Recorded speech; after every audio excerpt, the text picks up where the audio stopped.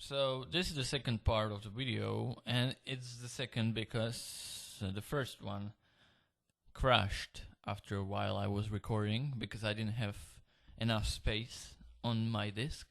So I had to make another part, that's why. And this will be probably way shorter because there is not much to explain. I explained how to make the chords, how to make the melodies, how to put everything together. No, actually, I didn't explain that too much. Well, the drums, and now I just covered the effects and how to put everything together now. Well, so after you got the drop, the rest is pretty simple to do. What you just need to do is intro, build up, use the drop, then some part between that, then again some build up, and again use the drop. And that's not like really easy, but it's the easier part, I think. But it's the part that takes longer because you really want to make it the best. So when the build-up goes like this, in this case, this is just a small example.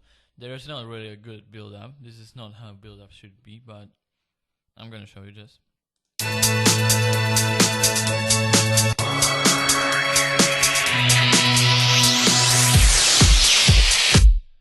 Yeah, of course I forgot to enable these tracks. Well, anyway, as you can see, in the build-up, I used the same chords, but I put strings on them. So the build-up and the intro should be something less than the drop. Because really, when the drop comes, everyone has to be full of joy and enjoying it, you know. And until then, they are just kind of tense about what's going to come.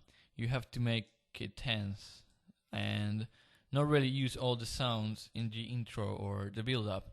You just want it to use few of the sounds, and then in the drop use every sound you have.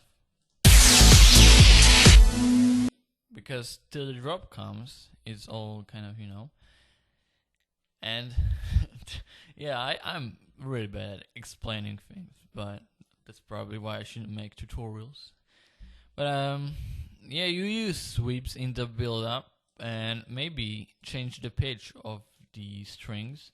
Maybe they should go up, and then after the sweep, the last bit of it, you put the drop there and put the sweep reversed so it sounds kind of natural. But you also add some crash and another crash, you know, just to fill it. Everything will be filled with white noise, and it all kind of will sound energetic.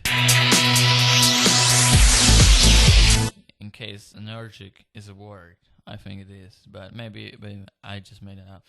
Well, maybe you don't want to use the drums in the build-up, or at least not the full drums. Maybe just a kick. Maybe make the kick go like this. I mean, this is a shorter version of it, but you know, just make something creative. Also, you can use the snares to be that.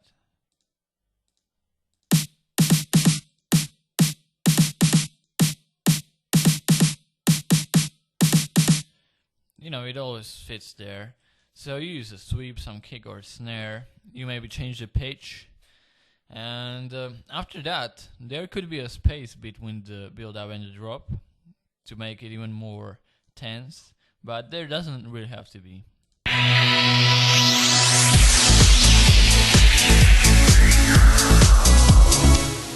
could also be like this, you know? Maybe some words in this space, and then. Well, and after the drop, there's a part again when you don't use all the sounds. So you maybe want to turn off some important sounds like this and use just few of the sounds, or change the whole chord progression or melody.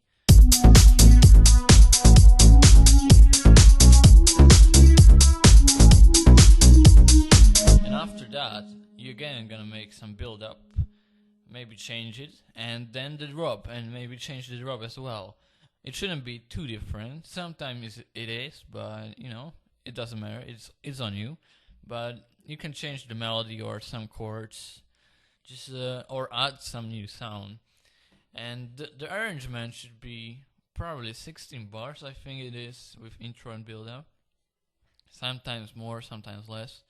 Then you repeat the drop a few times. You can find on somewhere on the internet how exactly should the arrangement be, or you can just listen to your favorite song and count the bars, and you can figure out that way. Well, I think I covered the most of this. I don't know if I mentioned how I did the mastering, if we can call it that way, which we really can't. But I just put a Maximus with the preset max loudness and then TLS maximizer. It could be any maximizer, and it sounds kind of fuller and better. This is without it.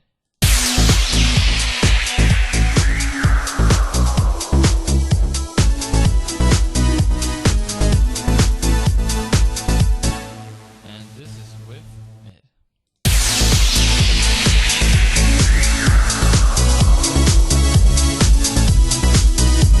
You obviously don't want to master your tracks like this. This is just something I do while making the track. Sometimes I use it, but you shouldn't really use that because that's not really a mastering. But it sounds better while in the process of changing the song. And yeah, I use that. So I guess I covered most of the stuff. If you got any questions or something, you can always leave me a comment. And actually, if you like the video, please press thumbs up or subscribe and leave a comment. That always helps getting it ranked up on YouTube, and by that I'll always know if you like the videos and if I should make more. So yeah, if you got more questions, just ask. I always answer all the comments if it's a question. Well, thanks for watching and goodbye.